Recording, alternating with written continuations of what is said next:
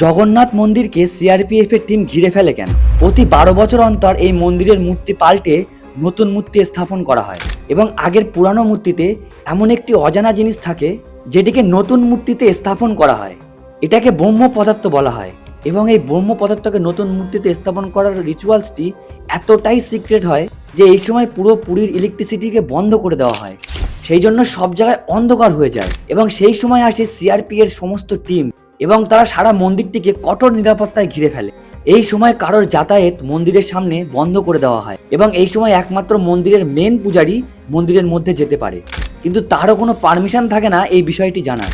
এবং এই সময় পূজারীর হাতে মোটা একটি গ্লাভস পরানো হয় এবং বড় পেট্টি দিয়ে তার চোখ দুটিকে বেঁধে দেওয়া হয়। কিন্তু পণ্ডিত তার এক্সপিরিয়েন্সের কথা শেয়ার করে যে যখন সে ব্রহ্ম পদার্থটি ছুঁয়েছিল তখন তাদের মনে হয়েছিল একটি জীবন্ত খরগোশ তার হাতে নিয়ে আছেন।